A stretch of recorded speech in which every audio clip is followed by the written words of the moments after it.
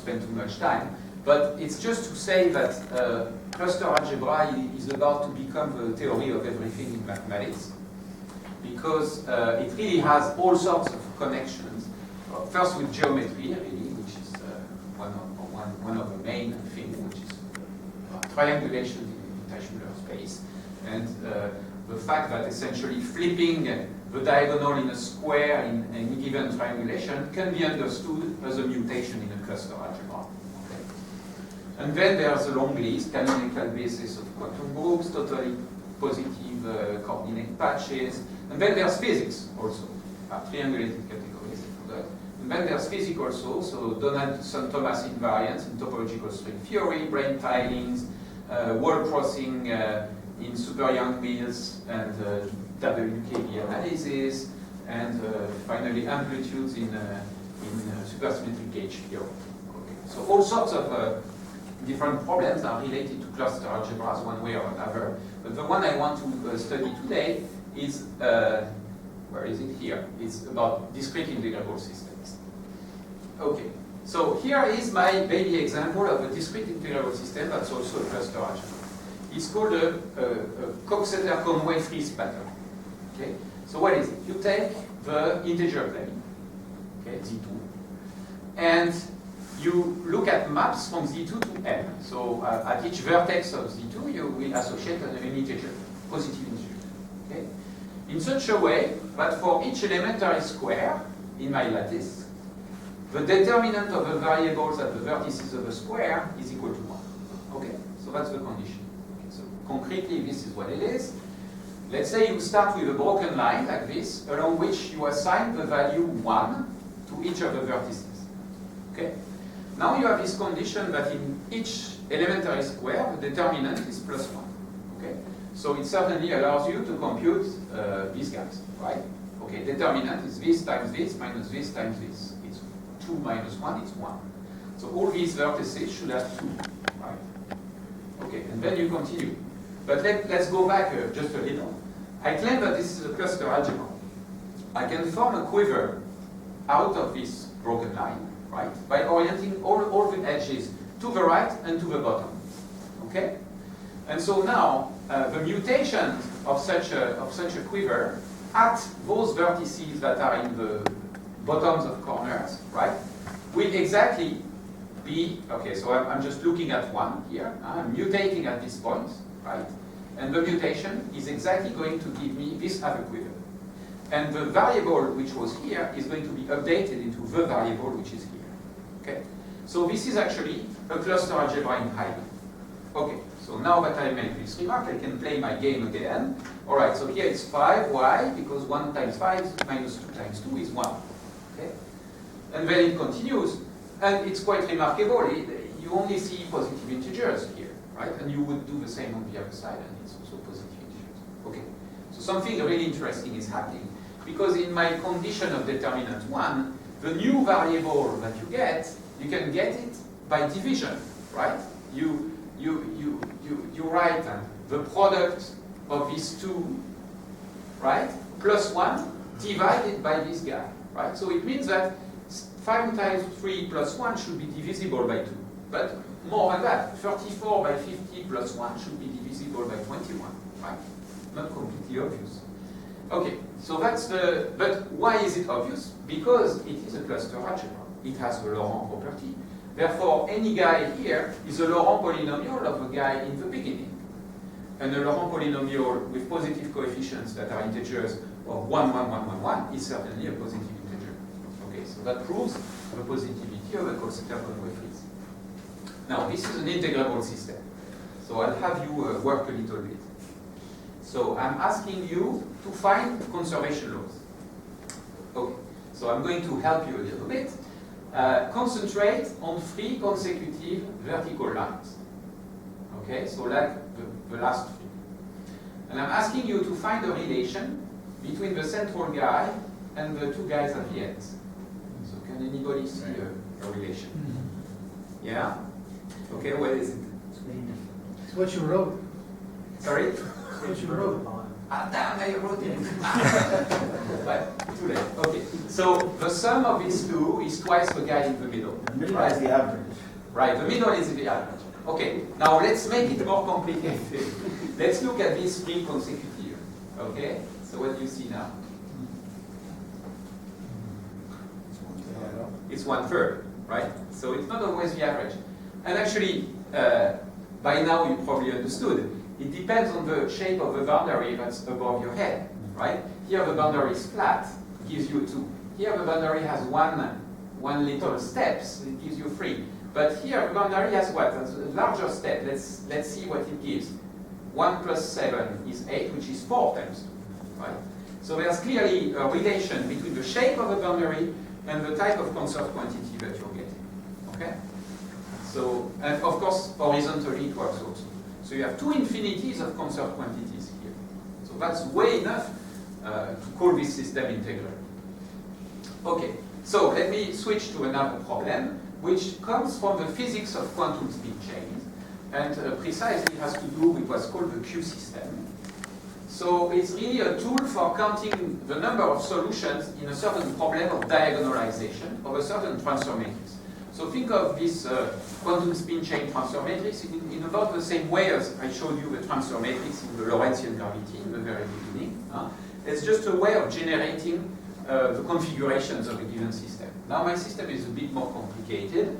It has the symmetry of a certain Lie algebra, so it's called generalized x86 quantum spin chain.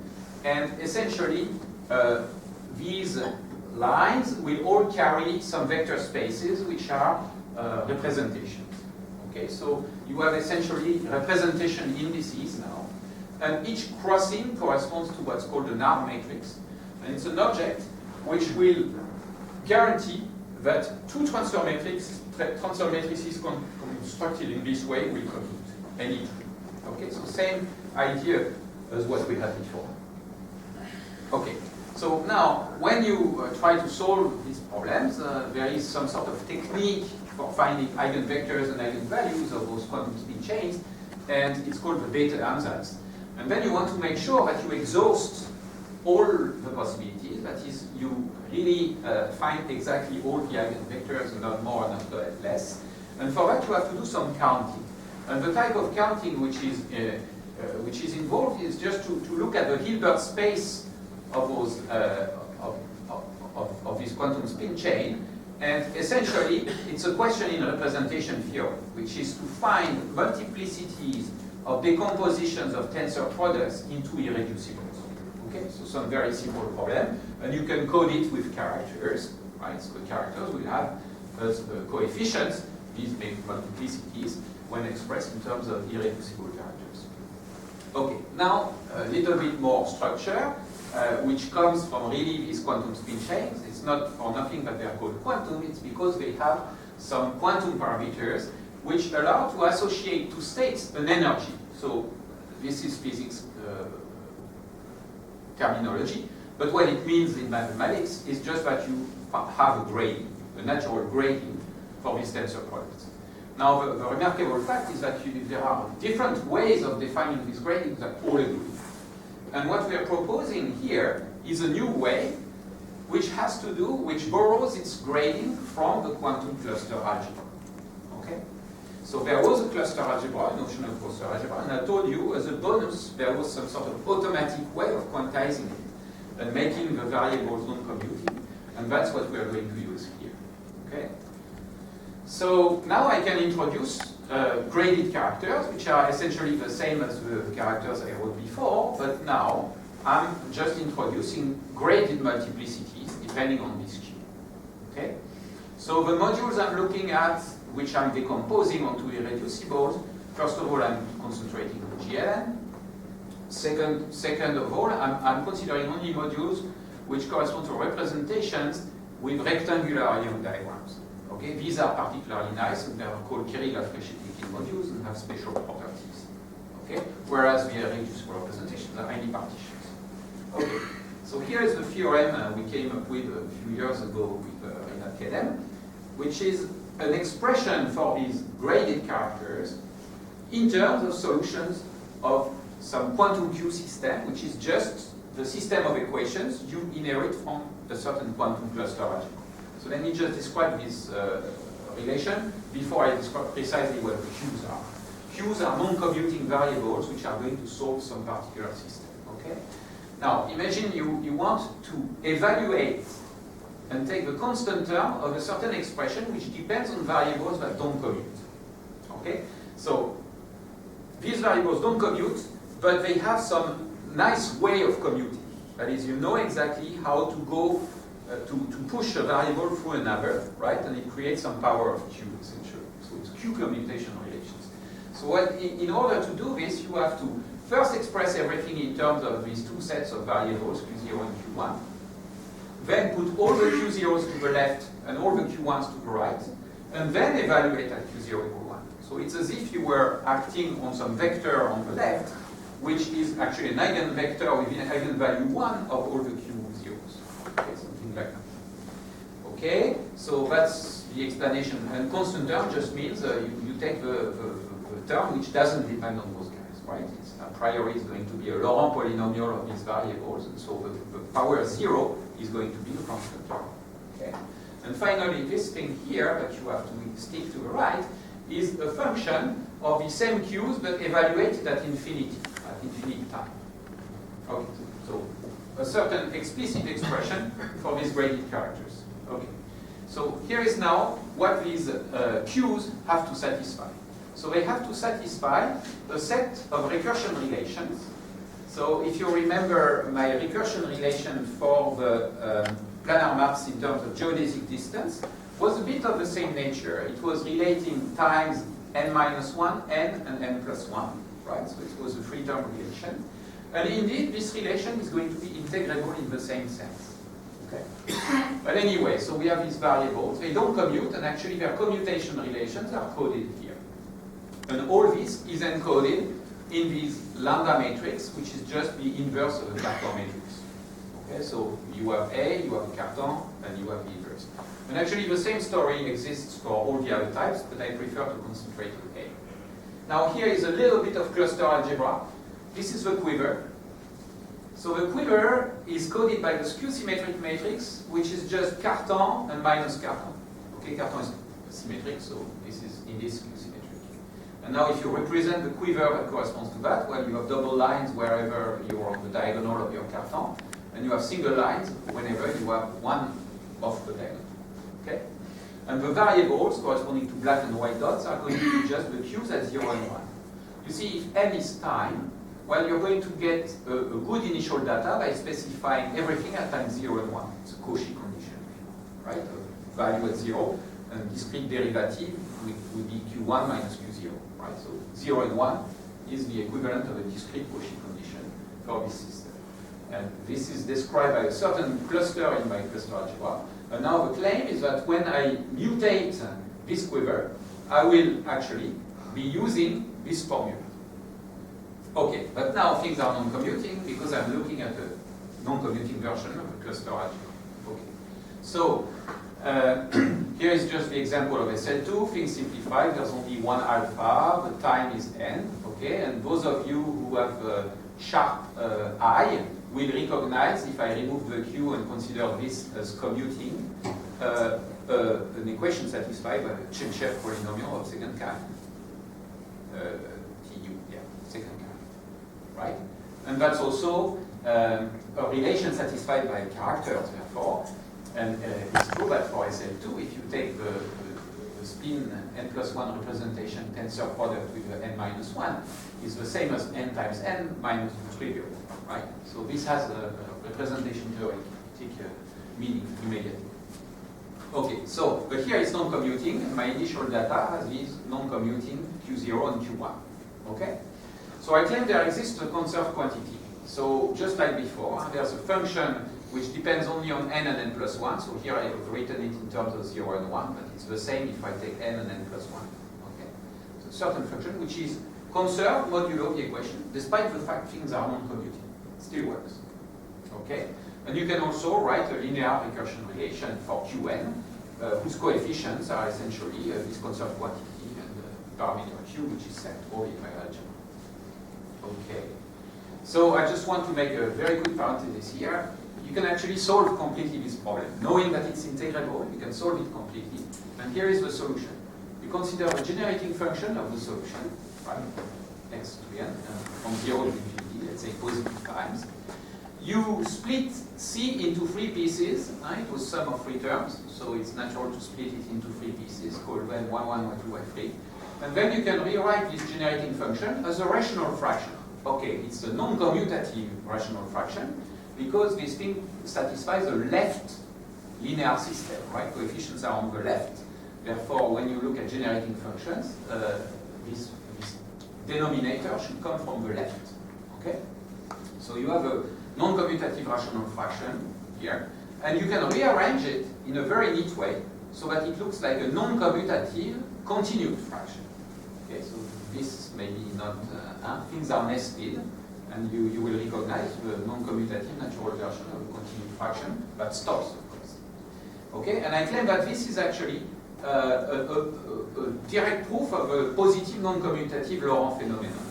Because if you expand this in powers of x, see 1 minus x times y to the minus 1 is just a positive sum of xn times yn, right? 1 over 1 minus y is sum of y to the n. Whether y or not is commutative, right? And now you can do it in a nested way. So whatever you're going to get out of these nested sums will always be positive, because you're only summing positively. And these are going to be only polynomials of y at each finite degree in x. So you find that Qn is a polynomial of y times Q0. So Qn Q0 inverse is this very nice polynomial of y, which is just reinterpretable in terms of a partition function of paths. So this is because continued fractions have an immediate interpretation in terms of paths. Okay, so there you go. So paths with weights, which you read in the order where you take them. So that's why you get non-commutative polynomials, right? Of non-commutative variables. The variables arrive in the order that you encounter them along your path. Okay, so let me go back to the generalization after explaining you the A1 case. All this generalizes nicely. You have now R independent conserved quantities, which are all Laurent polynomials of these time 0 and time 1 initial data. And here is the example of C1 in all generality. So here the order in which I write everything matters because it's a non-commuting variables, right? Now, the main theorem is that C1 is conserved modulo the system, meaning that C1 at n equals 0, let's say, or n equals 1, is the same at n equals infinity as well. And we're going to use this fact. Okay, so now I go back to my graded character, evaluated, so I have to take an evaluation of a constant term of a certain expression that contains all those cubes. Okay? So now I understand that all those Q's being inside the cluster algebra, I can express all of them in terms of this initial cluster as Laurent polynomials. So I get a big Laurent polynomial here. Out there I had a series which can also express, whose coefficients can also be expressed as Laurent polynomials. And now, in those Laurent polynomials, depending only on the Q0 and Q1s, I can normal order them and set the Q0s to 1 and the constant term in Q1. So I get a nice. So the claim here is that these chi's are going to satisfy discrete recursion relations, which I call difference equations. And that's obtained just by taking my conserved quantity and sticking it in there, and acting in two ways. So if you act on the right, because you're dealing with limit n going to infinity, it's the version of C1 at infinity which will matter, and it's quite easy to show that it acts by a scalar. So it's actually an eigenvalue equation.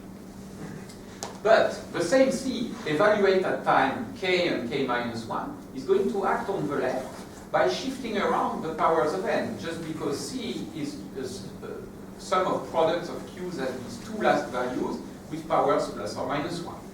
So it's clear now that I'm going to equate a difference operator acting on the n variable to a scalar operator acting on chi.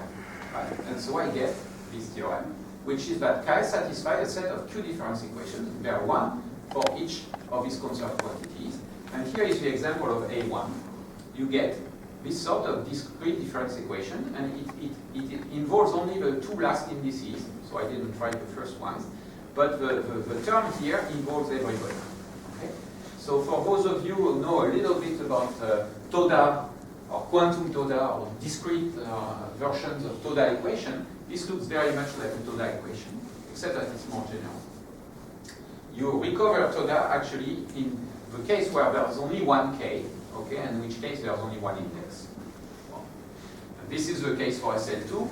So when there's only one n, so it means I take the first representation V1, the fundamental representation, takes its nth power, but graded.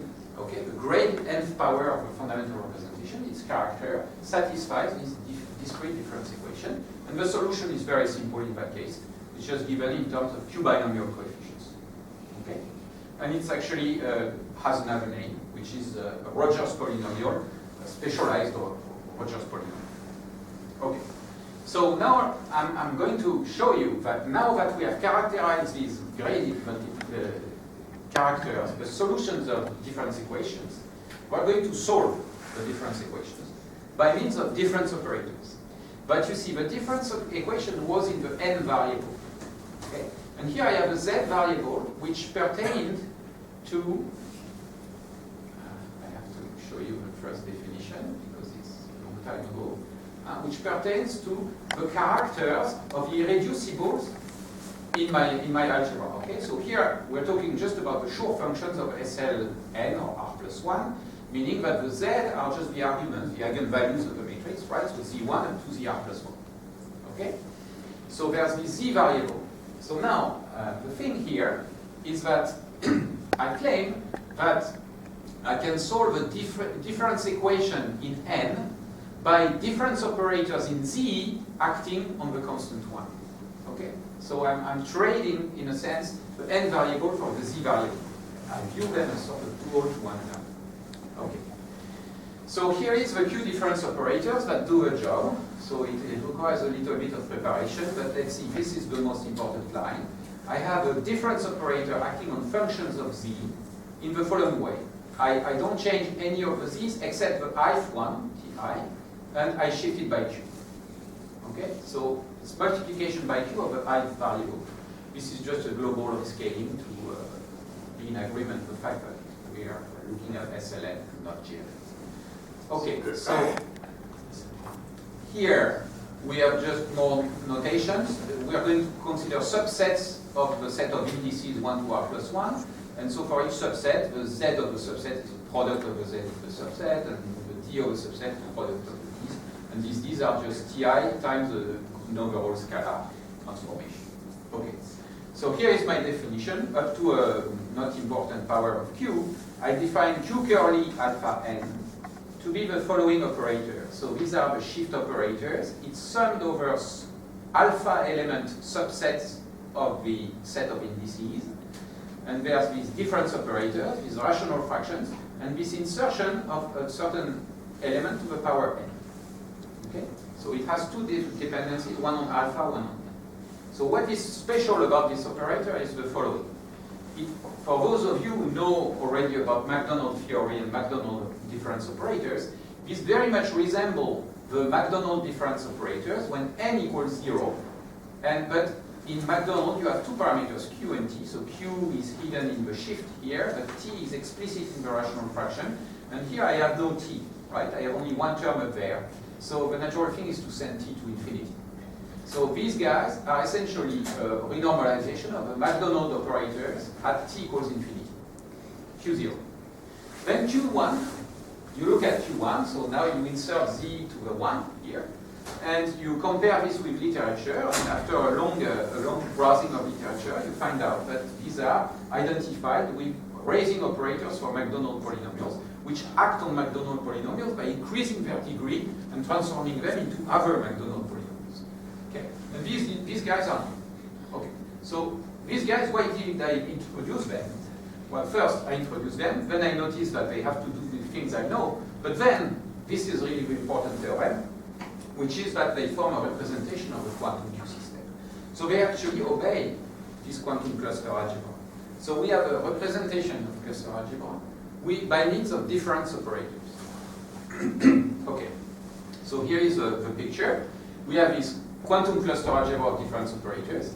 The initial data, the Cauchy conditions, are just MacDonald operators and these raising operators here.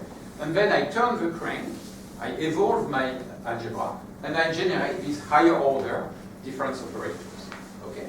And here is the theorem, which computes the graded characters in terms of those operators acting on the constant one. And this is it. So, in a sense, these guys, they really play the same role as characters would, okay, except that they are not commuting and that they are difference operators, right? So maybe a good name for them would be quantum characters. Okay, so and how you prove this is by showing it satisfies the same difference equations as the ones before, so that's technical. And I want to come to my last point because it's cute. So this is ugly, and I will show you a cute way of looking at this thing. Okay, maybe some people already think this is cute, but I find it a bit heavy. Okay? So what is the double affine Hecke algebra, and what does it have to do with everything I said before? So the double affine Hecke algebra is an algebra with generators and notation, three types of generators called T, X, and Y. Okay? The T's obey the braid group relations, that's a braid relation, plus a quadratic relation involving T. So there's a Q and a T, so T appears here. Okay. Then the X's and Y's have nice commutations with this T. Okay, and more commutations. And then there are commutations between them. And then these guys are not nice. Okay, they look kind of ugly. All right. And then Q appears when you take non-local products of all the X's, let's say, and commute them through Y's, or all the Y's and commute them through X's. So there are these conditions involving Q and this condition involving T. And let's just forget about these two conditions for a second and try to see if we can picture this. So there is a way of picturing this. This is where my matryoshkas are coming. So consider a solid torus.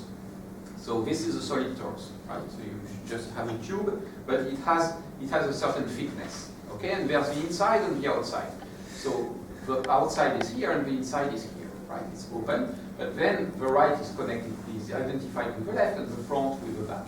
Okay? This is my solid torus. So now my generators, T, X, Y, are going to connect the two open parts. So they are connecting the exterior to the interior of the solid torus.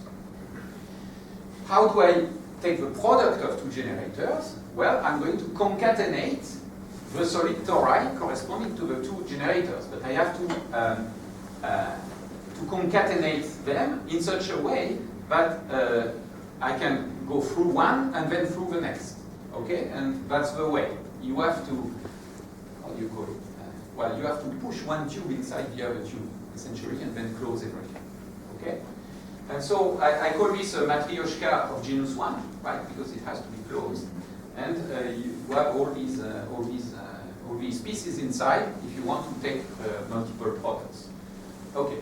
So let me now describe the generators within this matryoshka kind of way of seeing how things multiply. So Ti is just the crossing of two lines that connect r plus 1 points on top to r plus 1 points on the bottom.